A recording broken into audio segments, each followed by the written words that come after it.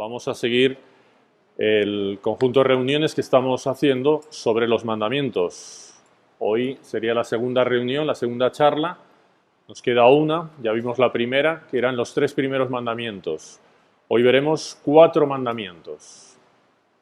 Entonces lo que vamos a ver hoy es el 4.º mandamiento: honrarás a tu padre y a tu madre. El 5.º mandamiento: no matarás. El 7.º: no robarás. Y el 10.º: no codiciarás los bienes ajenos. Que son los 2 últimos, son muy parecidos, los veremos casi prácticamente en conjunto. Entonces, amarás al Señor tu Dios con todo tu corazón, con toda tu alma, con todas tus fuerzas, y al prójimo como a ti mismo. Esto lo escuchamos en las Sagradas Escrituras y vemos cómo es el resumen de la ley. Amarás al Señor tu Dios, son los 3 primeros mandamientos que vimos la semana pasada.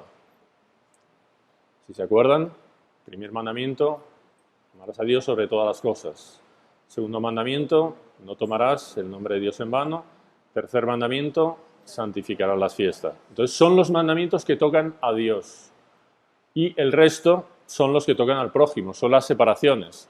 Se dividen en 2 grupos. Los 3 primeros obligan para con Dios y los 7 siguientes obligan para el prójimo, para los hombres, para las relaciones entre todos nosotros. Los 3 primeros, Dios pues los separó para que nosotros dignificásemos, respetásemos, adorásemos a Dios, lo tuviésemos siempre presente. Y Dios los 7 siguientes los hizo para nuestra relación, como decimos. Y el primero de ellos, de este segundo grupo, del respeto, del amor al prójimo, lo puso el de honrar a tu padre y a tu madre. ¿Por qué?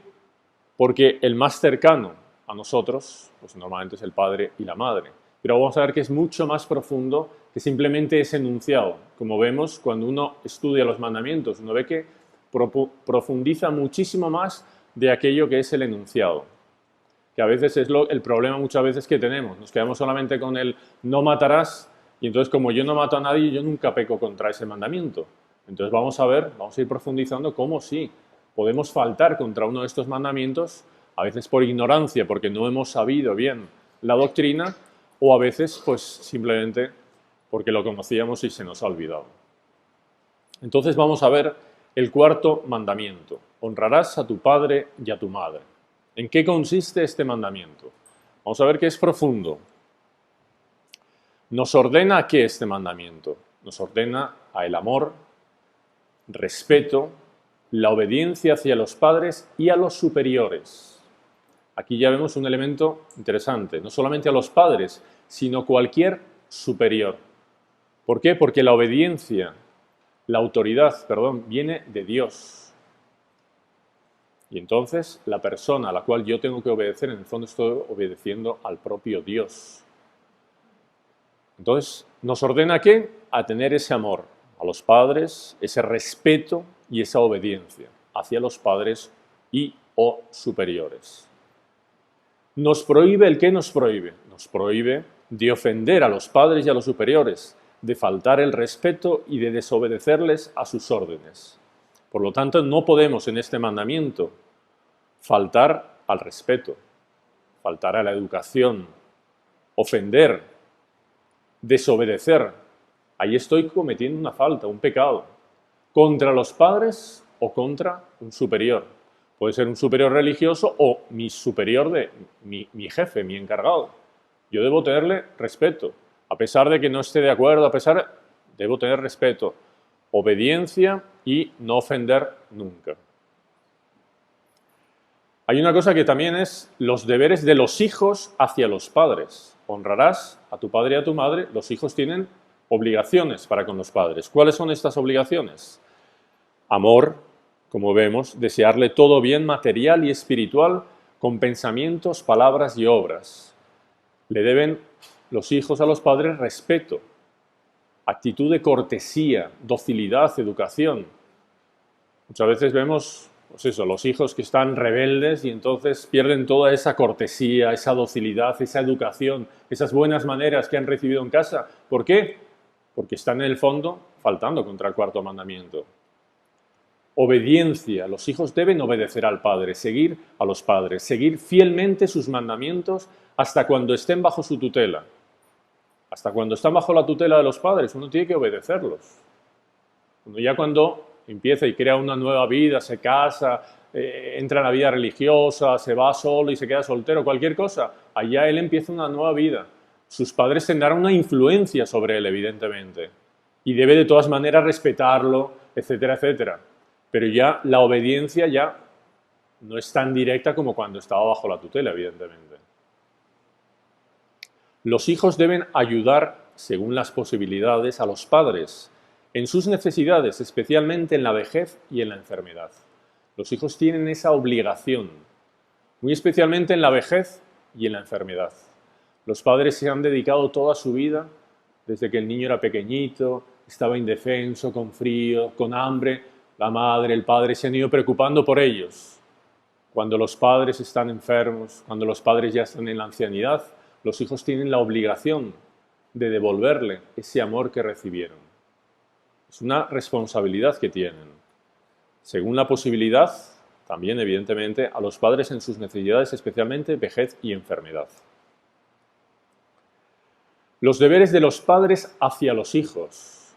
Los padres también tienen responsabilidad con los hijos. A veces uno que es padre y dice, honrarás a tu padre y a tu madre. Bueno, mi hijo no me respeta, no sé cuánto, yo con este mandamiento yo nunca peco, porque como yo soy padre, pues ya mi padre falleció, no tengo ninguna obligación, entonces ya no voy a pecar contra este mandamiento. No, los padres tienen obligaciones con sus hijos también. Y esto es algo importantísimo también. Nosotros hemos dicho que la autoridad le viene de Dios. Muchos padres se quejan, no, pero es que mi hijo no me respeta. Mi hijo peca contra el cuarto mandamiento de la ley de Dios porque no honra a su padre y a su madre. Había un moralista que decía, normalmente cuando el hijo peca contra el cuarto mandamiento, honrarás a tu padre y a tu madre. No siempre, pero normalmente es porque los padres no cumplen los demás mandamientos. ¿Por qué? Porque los padres son el modelo. Normalmente los padres son los que tienen que predicar con el ejemplo y es la mejor manera de educar a los hijos. La doctrina convence, el ejemplo arrastra. Entonces no adelanta de nada que el padre esté diciendo no sé cuánto, no sé cuánto, no sé cuánto y luego no cumple nada él. ¿Cómo quiere que le respeten si él no está respetando los mandamientos de la ley de Dios? Él no va a misa. Hijo mío, vete a misa, que hoy es domingo. Venga, ponte bien guapo, no sé qué, arréglate y vete a misa bien decente. Y luego él se queda tumbado ahí viendo la televisión o durmiendo. Hijo mío, no se debe mentir. Mentir es pecado, no sé cuánto. Y luego el hijo le ve que está todo el día mintiendo, no sé cuánto. El hijo se da cuenta que el padre miente. Hijo mío, ten cuidado con las amistades. Y luego el padre viene todo contento porque ha ido con unos amigos ahí, ya ha bebido unas copillas de más. El padre o la madre. Entonces, luego el padre quiere que le obedezca. Es que no me obedeces. No estás respetando el cuarto mandamiento. Pero si el padre no está cumpliendo todos los otros, ¿qué modelo, qué ejemplo es para su hijo?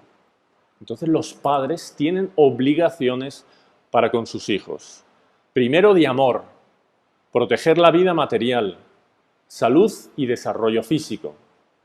La alimentación, el vestido, el techo, todo esto son obligaciones del padre. Los padres tienen que conseguir todo esto. Luego hay proteger la vida espiritual. Tienen que preocuparse de la instrucción religiosa, que sean correctos, que den buen ejemplo, dar una buena educación cristiana. Nosotros muchas veces nos quedamos, no, los padres tienen que dar ese amor, alimentación, vestido, techo. Claro, qué mal padre sería si no le diese el techo, si no le diese comida, si no le diese ese vestido que necesita un hijo, ¿no? Una vez ve a un chico, ¿no? Y no, es que mi padre no me quiere comprar ropa, entonces uso esta ropa vieja. Y uno dice, qué tristeza, ¿no? Qué padres, qué mal lo cuidan a su hijo. Es una pena, el padre está pecando contra el mandamiento, claro que sí. Pero lo peor de todo, muchas veces, es lo de abajo. La despreocupación en la vida espiritual. Quien ha estado, casi todos ustedes habrán estado en algún bautizo, evidentemente, si se recuerdan, si lo tienen fresco, cuando se bautiza un niño. a los padres y a los padrinos se les pide la obligación, se les exige la obligación de educarlos en la fe, de educarlos con corrección, de educarlos con su buen ejemplo, porque ese es el cuidado que tienen que tener los padres en la vida espiritual y dar una buena educación cristiana. Entonces, cuando uno hace un examen de conciencia, uno tiene que pensar en eso. Yo a mis hijos, a pesar de que ya puedan estar mayores, los niños, los chicos, yo les doy la instrucción religiosa, me preocupo por su instrucción religiosa. Porque sí, hicieron la primera comunión, pero veo que ya ni se acuerdan de los mandamientos, no va a misa, no le veo que nunca rece. Uno tiene que estar preocupado. Uno tiene que ser correcto con ellos. Tiene que dar buen ejemplo, como decimos. Hijo mío, es que me tienes que obedecer. Si no da buen ejemplo, y dar una buena educación cristiana, con su palabra, con su vida, en la familia. Otro aspecto de este mandamiento, los deberes de los esposos. Muchas veces esto también se puede olvidar. Honrarás a tu padre y a tu madre. Perfecto, yo honro a mi madre, a mi padre. Pero luego entre los esposos, en este mandamiento es donde hay una responsabilidad entre los esposos. Los esposos deben amarse recíprocamente, ayudarse y mantener la fidelidad conyugal y la convivencia. Es una obligación del cuarto mandamiento. Deben amarse recíprocamente, ayudarse. ¿Qué quiere decir ayudarse? Ayudarse es ayudarse a santificarse, unos a otros. Un esposo a la esposa, la esposa al esposo. Mantener la fidelidad conyugal, evidentemente, y la convivencia. El deber del marido y el deber de la esposa, que se puede cambiar, evidentemente, hoy en día, sobre todo. El deber del marido es la dirección de la casa y de la familia, de acuerdo con la esposa, y procurar con el trabajo lo necesario para el nutrimiento, vestido y habitación para sí, para la esposa e hijos. El deber de la esposa es el cuidado de los quehaceres domésticos y de los hijos, y de acuerdo con el marido, proveer el buen andamiento del hogar. Cada uno, pues en su matrimonio, pues a veces se separan las funciones, etcétera, pero cada uno tiene que ser responsable de esas funciones que son obligación del matrimonio, o bien del esposo o bien de la esposa. Y es un deber que uno tiene que cumplir por el cuarto mandamiento. Interesante, si yo he dejado de cumplir esos deberes, yo tengo que confesarlo.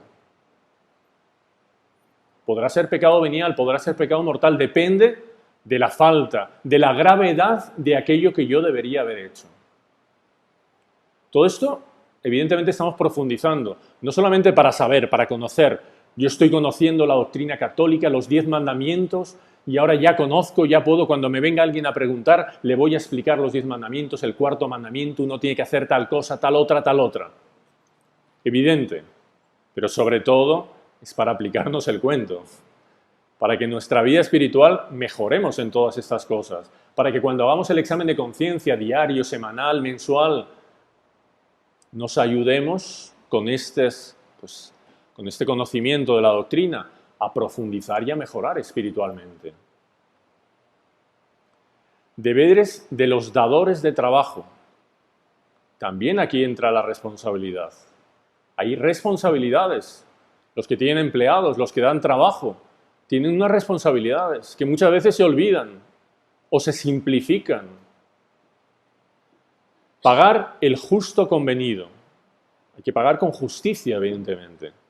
No sobrecargarlos de trabajo. A veces uno lo contrata para una cosa y ha quedado que le va a pagar tanto, pero luego le sobrecarga. No, esto de aquí y esto de aquí, y bueno, ya que estás trabajando para mí, también esto, y el otro está que no puede más, que está sobrecargado de trabajo. No sobrecargarlos de trabajo.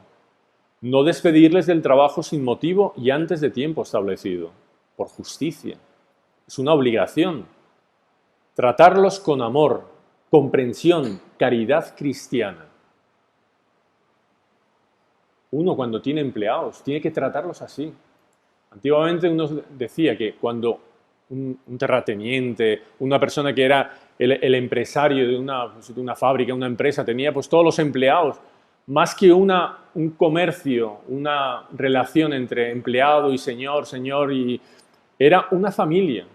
¿Por qué? Porque es el espíritu católico. El espíritu católico auténtico de relación es este. Es el de tratar con amor, comprensión y caridad a los que uno tiene bajo su comando, bajo su tutela en el trabajo. Darles la posibilidad de cumplir sus obligaciones religiosas y familiares. Evidentemente, un dador de trabajo católico, evidentemente va a facilitar todo lo que sea, pues que la persona cumpla sus obligaciones religiosas. Es una obligación del dador. Y también familiares, ayudarle, claro que sí. Pero esto es lo que decimos, es más una familia, es una mentalidad de familia, porque los 10 mandamientos, cuando la sociedad los cumple, se transforma en el cielo en la tierra. Muchas veces hay leyes, hay cantidad de normas en la sociedad civil, pero si se cumpliesen los mandamientos, esto sería el cielo en la tierra. De cómo serían pues, los empleados, cómo tratarían a sus señores, no existiría esa lucha de clases. ¿Por qué? Porque se ama a Dios y se ama al prójimo como a uno mismo. Deberes de dependientes, también tienen sus deberes, claro que sí. Hacer con diligencia el propio trabajo. Los que trabajan, cada uno que tiene su trabajo, que no es el jefe de la empresa, tiene que hacer su trabajo con diligencia, no de una manera perezosa, lenta. Yo tengo que hacer el trabajo de la mejor manera posible, lo más rápido posible también, y con diligencia. El propio trabajo. Ser fieles a los horarios. Claro, si yo tengo que entrar a las 7 y salgo a la 1, a las 2, a las 3, pues yo entro a las 7, pero muchas veces no entro a las 7, 7 y media, porque es que había tráfico y madre mía y no sé cuánto, entonces 7 y media ya. Y luego a las 3, bueno, que es que como voy a coger tráfico salgo un poquito antes, a las 2 y cuarto, 2 y media, y entonces ya me he comido una hora. Y luego cuando voy a almorzar también, entonces me voy a almorzar, entonces no sé cuánto. Como no me controlan mucho, entonces estoy siendo honesto, estoy siendo justo, estoy cumpliendo mis deberes de trabajador católico, que tiene la obligación en el cuarto mandamiento de ser fiel a los horarios. Le deben también los dependientes, le deben también al dador del trabajo, le deben amor, le deben respeto y le deben obediencia. Ustedes se imaginan, pero es bonito pensar eso. ¿Cómo el mundo sería otro si se cumpliese todo esto realmente? ¿Cómo las cosas serían distintas en los trabajos? Muchas veces que hay esas luchas ahí, uno que quiere pisar al otro, el dueño de la empresa que quiere echar a uno, que el otro no sé cuánto, que estén... Si en realidad existiese, la gente cumpliese, tanto los trabajadores como los dadores de trabajo, cumpliesen estas normas, sería un cielo, sería una maravilla ir a trabajar. Todo el mundo tendría, uy, tengo unas ganas de trabajar, ya es la hora, me voy corriendo al trabajo porque es una maravilla estar con mis compañeros de trabajo, me voy a encontrar con mi patrón, con mi jefe, ya verás qué bien, cuánto aprendo con él, qué ejemplo nos da. Ustedes se ríen porque normalmente no es así. Pero lo que tenemos que hacer como católicos es cumplirlo. Deberes de los maestros y deberes de los discípulos. Los maestros deben a sus discípulos amor, buen ejemplo, instrucción y corrección, perfeccionarse en la ciencia que enseñan. Importante esto. Uno que tiene cualquier maestro en cualquier cosa puede ser, o profesional en cualquier aspecto, tiene la obligación de ir perfeccionándose en la ciencia que va enseñando. Promover el aprovechamiento del alumno, tratar de reconducir a los que se han desviado. Es una obligación del maestro también. Si yo veo gente que se está desviando, mi obligación, mi preocupación como católico es que vuelva al sendero justo, que vuelva a reconducirse al sendero que ha perdido. Es una obligación y tengo que hacer todo lo posible para ayudarlo. Es el buen pastor que busca a la oveja descarriada. También un maestro tiene que hacer ese papel, claro que sí. Deberes de los discípulos, amor, respeto, obediencia, reconocimiento. Son 4 características que se repiten a lo largo de este mandamiento, porque es un mandamiento de amor al prójimo, tanto de padres como de hijos a padres, empleados a dadores de trabajo, maestros, discípulos, discípulos, maestros. Tiene que haber amor, tiene que haber respeto, respetarse las personas. Cuando hay faltas de respeto en el trato, Ahí comienza la vida en un infierno. En la familia, en el trabajo, en cualquier momento. Es un infierno, porque cuando se pierde el respeto, ahí entra el demonio. Y ahí entra el orgullo. Y ahí entran todos los otros pecados. La envidia, la avaricia, la usura. 1000 cosas. Obediencia. Obedecer. Si yo estoy trabajando bajo las órdenes de una persona y me dice que tengo que hacer tal cosa, yo voy y lo obedezco, siempre y cuando no sea pecado. Yo sé esa norma, siempre, obedecer a los padres, a cualquier persona, yo debo obedecerla siempre y cuando no sea pecado. ¿Por qué? Porque el pecado yo no puedo cometerlo, a mí no me puede mandar nadie hacer un pecado. Si me lo manda, primero la otra persona me estaría escandalizando, estaría cometiendo escándalo. Pero yo no tengo que obedecer a una persona que me está mandando a hacer un pecado. Yo no tengo que cometer un pecado. Yo tengo que huir siempre del pecado. Es el único momento que exime de la obediencia. Y por último, reconocimiento al maestro. Aquí terminaríamos con el cuarto mandamiento, que como decimos es un mandamiento importantísimo. Tenemos que recordar, es un mandamiento que muchas veces se confunde muchas cosas, ¿no? Entonces, la autoridad. Entonces, un mandamiento que exige autoridad. La autoridad es buena. La autoridad viene de Dios. Pero hay que saber utilizar esa autoridad. Tanto los padres como los hijos tienen que respetar esa autoridad. Los padres muchas veces son los primeros que pierden la autoridad. Ellos tienen la autoridad y ellos como decimos, cuando corrigen muchas veces, esgrimen el argumento de la autoridad, porque yo soy tu padre y tú debes obedecerme. Es verdad, pero lo que decíamos, el mejor argumento es el buen ejemplo. El mejor argumento es la vida santa del Padre. Entonces, nosotros, los padres, cuando pierden la autoridad, ahí comenzó el declive del cuarto mandamiento con los hijos. Ahí los hijos comienzan a hacer las mayores barbaridades. ¿Por qué? Porque los padres no han sabido educar, no han sabido mantener esa autoridad. Una autoridad con paciencia, una autoridad clara, una autoridad firme también, una autoridad que desea, que es apostólica, que desea el bien del prójimo, que si tiene que corregir, va a corregir, pero con un deseo de hacer bien, con un deseo de controlarse, no de una manera intemperante, que explota. ¿Por qué? Porque como no has hecho lo que yo, ¡pah!, y explota. Una intemperancia, no. La autoridad es, como dice San Pablo en la carta, es paciente. Así es la caridad, porque está llena de amor, está llena de respeto, etc. Cuando no se da todas estas cosas, cuando se falla contra todo este cuarto mandamiento, ahí entra una nueva situación. Entonces, el quinto mandamiento, no matar. Nosotros sabemos que no matar no solamente coger y disparar a una persona, matar a una persona, es algo mucho más profundo, entran muchas más cosas. Porque puede ser no matar el cuerpo, no matar el alma, no dañarse, no hacerse daño, cuidar la salud, 1000 cosas que vamos a ver. Que también muchas veces es de estos mandamientos que uno hace el examen de conciencia y honra a tu padre y a tu madre. Yo los honro, los amo muchísimo, los obedezco siempre. No matar, no mato a nadie, entonces uno simplifica y va pasando el examen de conciencia y luego, claro, termina los 10 mandamientos y soy un santito. ¿Dónde está la aureola? Que me la voy a poner ya, la aureola. Y a ver, voy a un sitio ahí en el altar para ponerme ya en la peana. Entonces, no. Vamos a ver qué es no matar y si realmente nosotros hacemos algo de lo que está aquí. Nos prohíbe causar daños a la vida corporal y espiritual al prójimo y a nosotros mismos.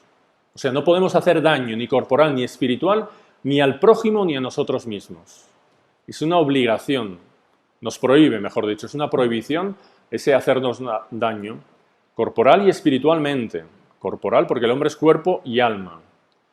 Por lo tanto, está prohibido el homicidio, el suicidio, causarse heridas o herir a otra persona, golpear, injurias, imprecar, escándalo.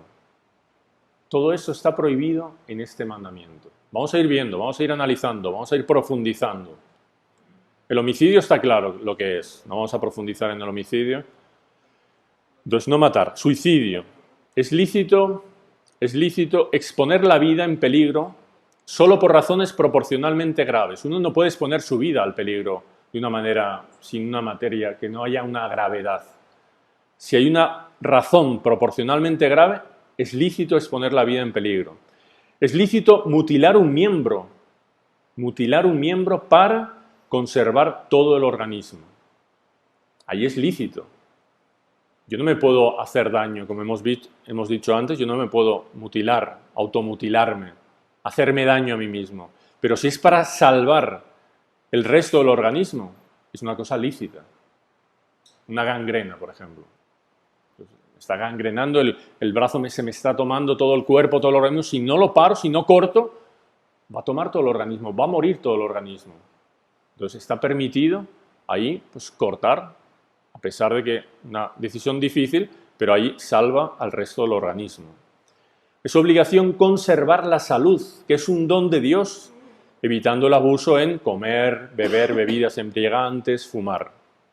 Entonces, importante, no tiene obligación de cuidar la salud. Aquí viene un punto importante también, que entra también dentro de la obediencia, de honrar a tu padre y a tu madre. Voy al médico, porque me siento mal. Entonces, tengo problemas de que me cuesta respirar. Cualquier cosa aquí. Si hay alguien que le pasa eso, tranquilo. No. Otro ejemplo, es por poner un ejemplo. Entonces le cuesta respirar, va al médico y le dice, mire, usted tiene que hacer tal cosa, tiene que hacer una dieta, tiene que soplar un aparatito para fortalecer los pulmones, luego tiene que beber no sé cuánta agua, tiene que tumbarse y dar una vuelta a la cabeza, no sé qué. Estas cosas que a veces mandan así, ejercicios. Usted tiene que hacerlo porque si no, pues su salud está en peligro. La persona se va a casa y sigue viviendo la misma vida que llevaba antes. La misma vida. No está conservando, no está haciendo todo lo posible por conservar la salud. Porque el médico le ha dicho lo que tiene que hacer para mejorar, para conservar la salud. Y no está siendo fiel.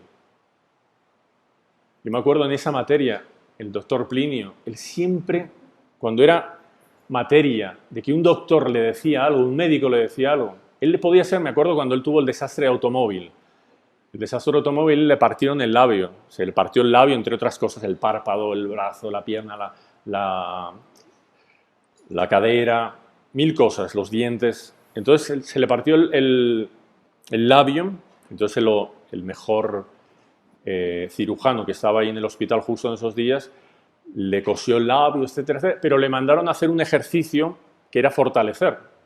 Entonces, para fortalecer los labios, los pulmones, la respiración, todo, y tenía que soplar también un aparatito, no sé cuánto, una pelotita o algo así, y así fortalecía, pero evidentemente era un dolor tremendo y a veces le sangraba el labio.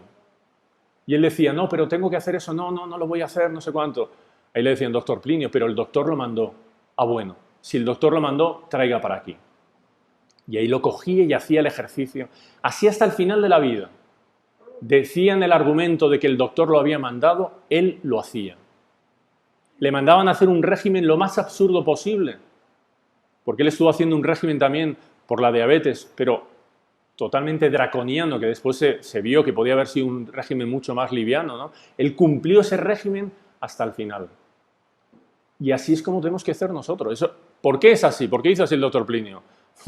Porque es una obligación del 5.º mandamiento, no matarnos a nosotros mismos, cuidar la salud. Entonces nosotros, lo que decimos, el examen de conciencia, cuando vamos al médico, etcétera, etcétera, hacemos caso de lo que nos mandan, porque es una obligación. Después también evitar los abusos, ya sabemos, en el comer. Todos nosotros sabemos, aparte, que puede ser pecado de gula, evidentemente, un abuso en el comer. Me siento, ay, es que me encanta este plato ahí, no voy a decir nombres porque es peligroso, si no la gente... Entonces me encanta ese plato ahí y uno empieza a comer y ay, ya no puedo más, pero es que ¿cuándo va a ser la próxima vez que van a poner ese plato? Y sigue comiendo. Luego pasa toda la noche mal, al día siguiente mal, siente que... ¿Por qué? Porque abusó, dañó su salud. Lo mismo en el beber bebidas embriagantes, fumar, etcétera, etcétera. No puede uno hacerse daño. Importantísimo. Seguimos. Quinto mandamiento. La injuria. Entonces ahora vamos al aspecto espiritual. Son insultos que se lanzan al prójimo con palabras y gestos. Ordinariamente no pasan de pecados veniales, pero si son pronunciados con odio, pueden llegar a ser pecado mortal. Aquí es una diferencia muy clara siempre de la leviandad, si es pecado leve o pecado mortal. Porque yo puedo hacer una cosa y puede ser pecado venial, pero si entra odio, entra maldad, entra deseo de venganza, de hacer daño al otro, ahí, casi siempre ahí, es pecado mortal. Entonces cuando yo injurio a otra persona, a veces puede ser una discusión, puede ser en la familia, puede ser con un amigo del trabajo, puede ser con un conocido, cualquier persona, y empezamos a insultarnos con palabras, con gestos, puede ser en el tráfico, por ejemplo. Ordinariamente no pasa muchas veces más que de pecado, pero si se pronuncian con odio, con deseo de hacer mal al otro, de desear mal al otro, de lanzarle una maldición ahí te quedes como, en España se dice mucho, maldiciones gitanas, así. Entonces ahí, ojalá te mueras ahí, no sé cómo, mil cosas así que uno le puede salir. Ahí está deseando el odio, está haciendo un mal a la otra persona. Entonces uno tiene que tener muchísimo cuidado porque puede llegar a ser pecado mortal. Y vemos qué fácil puede llegar a ser pecado mortal cuando nos tomamos, cuando no mantenemos la paz, cuando no mantenemos la tranquilidad. Y como decimos, esto puede ser en casa, puede ser en el trabajo, puede ser en el tráfico, puede ser en mil situaciones. Puede ser con nosotros mismos, que nos enfadamos con lo que estamos haciendo, nos sale mal, me pego en el martillo, estoy clavando un clavo, me empiezo... Entonces, tranquilidad, paz, sosiego. Imprecaciones. Son palabras de desprecio con las cuales se desea el mal a sí o al prójimo, muy parecido a lo otro. Escándalo. Es dar al prójimo con palabras, acciones o omisiones, o con omisiones, ocasiones de pecar. Esto es importantísimo. Y esto entra en el quinto mandamiento de lleno. Cuando la persona, con su escándalo, con un pecado que comete ella, o con un pecado que hace que la otra persona cometa, yo estoy matando el alma de la persona. Estoy matando la inocencia de la persona. Estoy matando la capacidad de practicar el bien de la persona. Estoy siendo un asesino del alma. El escándalo es de los peores pecados, como dice nuestro Jesucristo. Más le valdría atarse una piedra de molino al cuello y tirarse. ¿Por qué? Porque el escándalo es el que mata al alma. Nosotros nos quedamos muchas veces horrorizados cuando hay un atentado, un asesinato, ¿no?, que le matan el cuerpo. Y es horrible, evidentemente, es un pecado atroz. Pero cuando se mata el alma con una mala acción que uno hace, o de una manera, porque normalmente el escándalo es propositado, con deseo de hacer mal, o con el deseo de que llevar a otra persona al pecado también. Entonces yo soy malo, pero yo quiero llevar a los otros al pecado, y voy arrastrando a los otros a que cometan pecados. Yo estoy matando el alma de las personas, estoy siendo un asesino. Por eso ese pecado es tremendo, uno tiene que huir del pecado del escándalo, o del pecado de llevar a las otras personas a pecar. Esto es muy importante tenerlo claro. Y si tenemos a alguien que vemos, que sentimos que está en ese camino de siendo mala compañía, mala amistad para algunas personas, tenemos la obligación de intentar reconducirlo, de intentar que evite ese pecado y que haga a otros pecar. Hoy vemos que es uno de los pecados, casi podríamos decir, mayores del mundo de hoy en día. El pecado de escándalo y el pecado de llevar a otros a pecar. ¿Dónde? Lo vemos en las televisiones, que muchas veces con programas no convenientes, etcétera, llevan a las personas a pecar, con películas, con libros, con conversaciones en el trabajo, muchas veces que uno se deja llevar y no son conversaciones santas ni mucho menos, con modas, mil cosas que uno puede escandalizar y puede estar siendo de los que matan el alma. ¿A qué nos ordena el quinto mandamiento? Nos ordena de reparar el mal corporal y espiritual causado al prójimo. Si yo he hecho un mal al prójimo, tanto corporal como espiritual, yo tengo que repararlo, evidente. Si yo lo he calumniado, lo he injuriado, yo tengo que ir y pedirle disculpas. Si lo he injuriado delante de otros, tiene que ser también delante de otros. Mire, le pido disculpas porque me tomé mucho y uno tiene una obligación de reparación. Uno tiene que amar a todos, inclusive a los enemigos, como nos dice nuestro Señor, ayudándoles en los bienes materiales.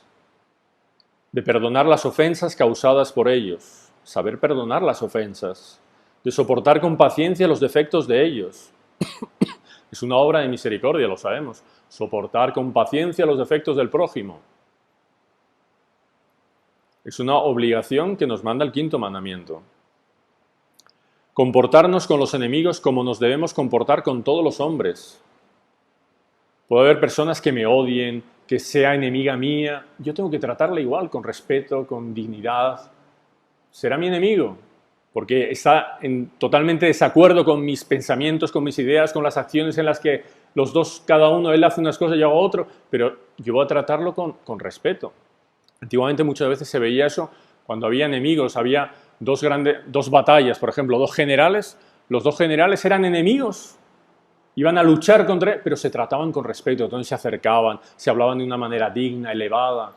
Hoy en día la gente se piensa que porque ser enemigo ya hay que, al revés, todo palabras sucias, insultos, malsonantes. No, hay que tratar siempre con dignidad, con respeto, con mentalidad alta. Reparar los males corporales y espirituales del prójimo. Entonces la reparación que veíamos antes. Aquí termina el quinto mandamiento. Como el sexto y el noveno van juntos, también como el séptimo y el décimo van muy unidos, entonces eso los veremos la próxima semana, porque ya, si no se nos acumula aquí ya y nos toca dar los 10 mandamientos en una charla casi. Entonces la próxima semana se verán el sexto y el noveno y el octavo mandamiento. Hoy vemos el cuarto, quinto, séptimo y décimo, porque tienen relación, parece que no, pero entonces el cuarto mandamiento, honrarás a tu padre y a tu madre. Quinto, no matarás. Después el séptimo, que es no robar y no codiciar los bienes ajenos. El sexto y el noveno, no pecar contra la castidad, no tener malos pensamientos. Y el octavo, no dirás falsos testimonios ni mentirás. Entonces, con esos 3 mandamientos la próxima semana se concluye.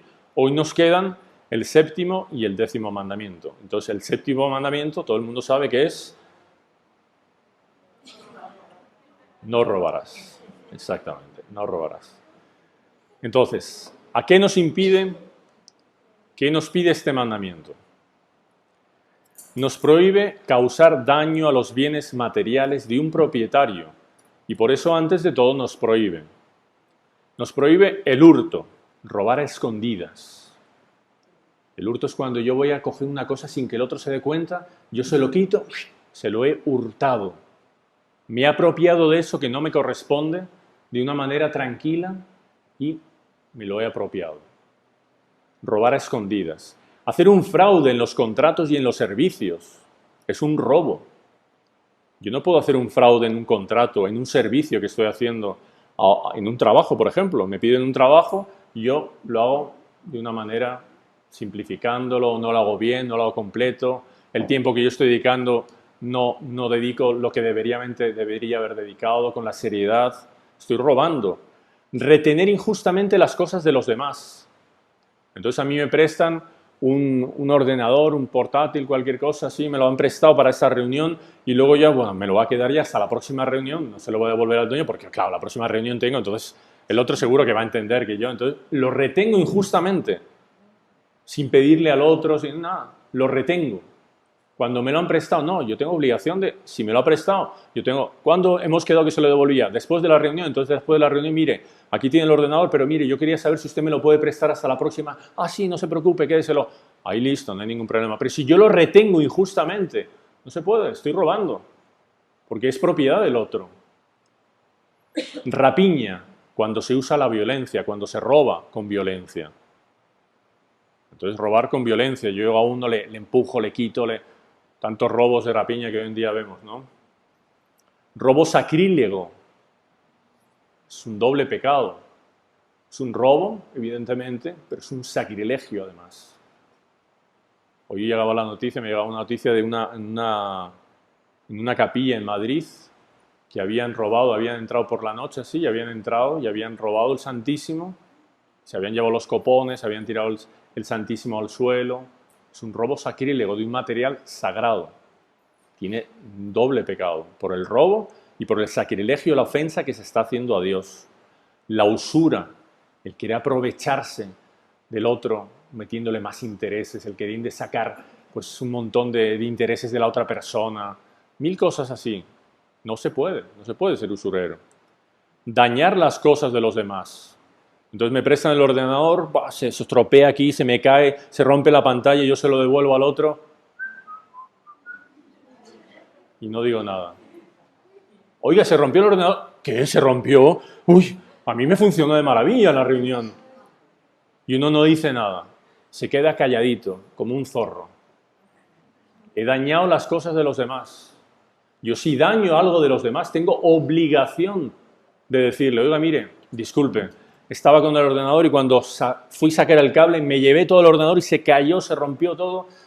Vemos ahí cómo conseguimos otro ahí porque no tiene obligación de decirlo. No puede dañar las cosas de los demás quedándose calladito.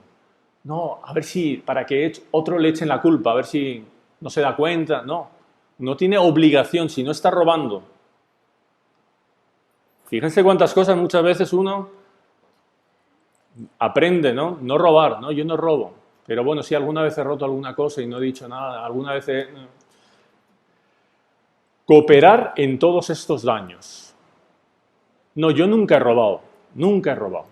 Pero una vez le dije a un amigo que le quitase el móvil ahí a una persona, así, porque... Entonces, yo, si dije eso, estoy cooperando con una persona. Puede ser el cerebro, pero puede ser también el que ayuda, puede ser el que facilita tal cosa. Si yo coopero en algún aspecto, yo estoy robando, estoy siendo cómplice. Entonces, ¿será que alguna vez hemos sido cómplices de alguna actitud de estas? Nos ordena. En el séptimo mandamiento, no robarás, debemos de devolver las cosas de los demás. El robo, bueno, lo dice abajo, vamos a ver. De reparar los daños causados con culpa a las cosas de los demás, de pagar las deudas, de pagar el justo salario a los trabajadores.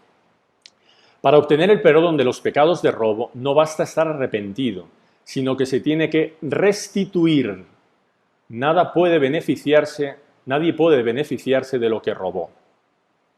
Entonces esto es muy importante para entender el mandamiento del no robarás.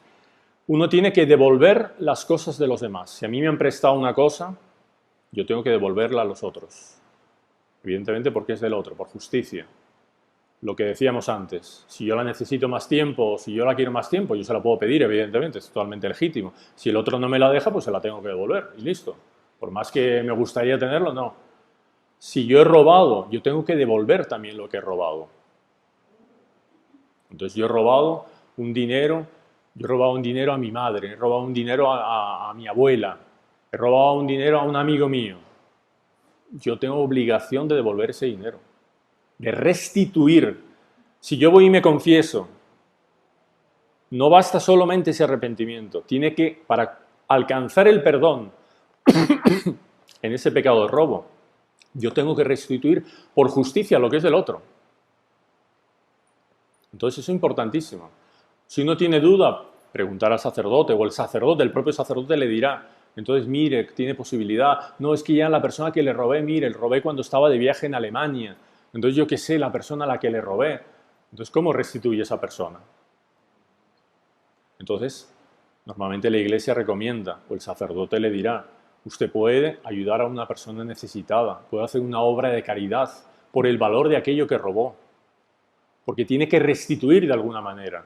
Porque si no, usted se está beneficiando de aquello que robó. Y no, usted tiene que devolverlo. Si no es a la persona que se lo robó, debe por lo menos a una persona necesitada o a una obra de misericordia. Porque usted si no se está beneficiando y está lucrando de ese robo. Para ver cómo el robo es un absurdo en todos los sentidos. Es una ofensa a Dios y luego el demonio nunca da lo que promete. Se piensa que se va a apropiar de eso que robó, que voy a ser feliz con eso que robó. Mentira. Porque si yo de verdad quiero arrepentirme y pedir perdón a Dios y restablecer mi amistad con Él, voy a tener que devolver eso ahí. Por lo tanto, el robo nunca es bueno. No sé si está claro. ¿Alguna duda sobre esto? Entonces, restitución. Si uno tiene siempre alguna duda, una típica duda, entonces, no, yo es que me robé un bollo y me lo comí. Robé algo y me lo comí. Ya, ¿cómo lo...? Entonces, ahí el sacerdote le dirá lo que tiene que hacer, cómo restituirlo, etc. Después el 10º mandamiento, y con esto terminamos, que es no codiciar los bienes ajenos. Uno es no robar, 7º mandamiento, no robarás, y el otro no codiciar, con el deseo, los bienes del prójimo, los bienes ajenos. Por eso están muy unidos. Unos en la acción normalmente y otros en la mente con el deseo. Nos prohíbe desear los bienes del otro. Nos ordena ser moderados en el deseo de mejorar nuestra situación económica, de sufrir con paciencia las necesidades económicas y otras miserias.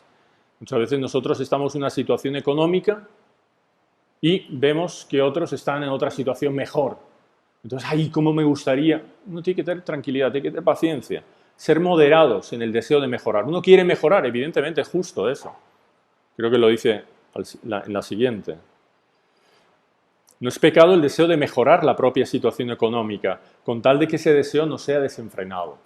No, es totalmente lícito, evidente, querer mejorar, pero siempre que sea dentro de las normas, dentro de las cosas ordenadas de la Iglesia y de las cosas de la virtud. Entonces, eso no es pecado. Lo contrario, sí. Ser moderados en el deseo no tiene que ser moderado. ¿Puede? Claro que sí.